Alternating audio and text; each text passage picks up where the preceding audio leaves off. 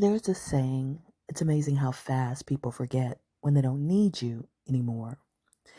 And that is going to tie to two memes that I'm going to show you. One is about the myth of reverse racism. So, racism, of course, isn't just disliking someone because of their race. That's prejudice.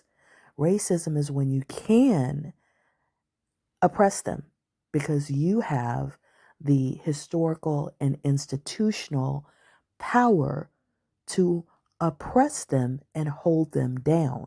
You have built laws, you have built policies, you have built mindset, you have built media to oppress another race. That's racism.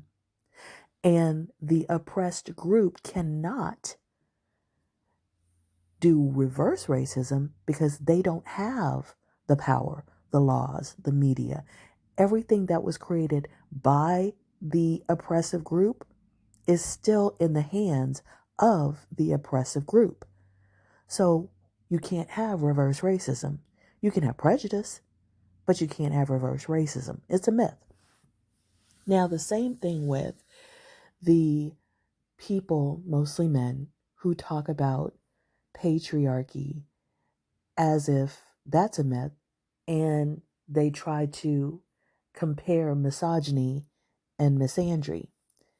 Misogyny is the hatred of women, but it's backed by patriarchy, which, just like racism, is an institutional thing.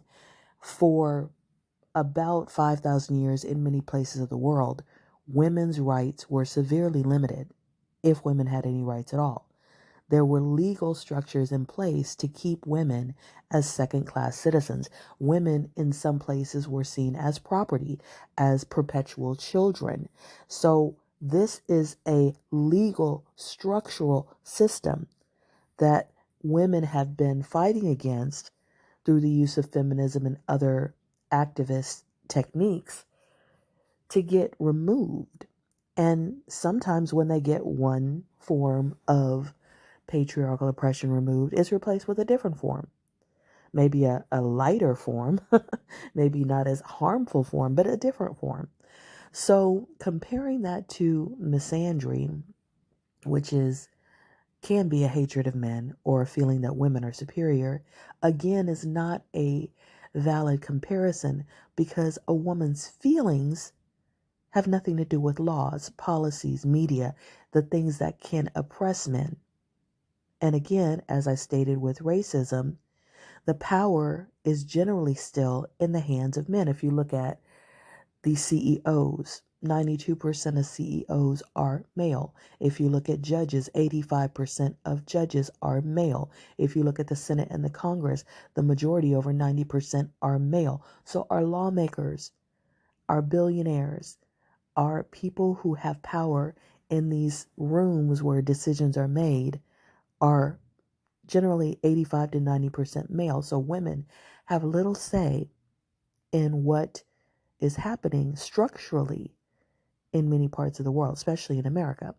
So that is why you can't compare these two things, racism and reverse racism, feminism, misandry, and misogyny and patriarchy, and act like they're the same, because they're not.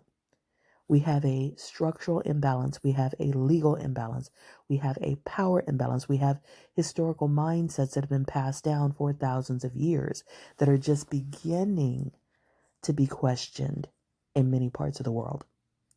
And so that's the difference. And that's why people, as I started off saying, have a short memory, because they act like one benefit that women get or one advancement that women get is somehow supposed to erase generations and generations and generations of oppression.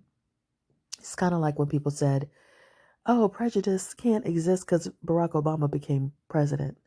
Again, it's very short-sighted, and that makes no difference. One person becoming president doesn't change the way that the other millions of minorities are treated in the country. It has very little effect. It's like a drop in the bucket. So let's actually look at situations and think about them rather than just take knee-jerk reactions to situations. May you walk in synergy.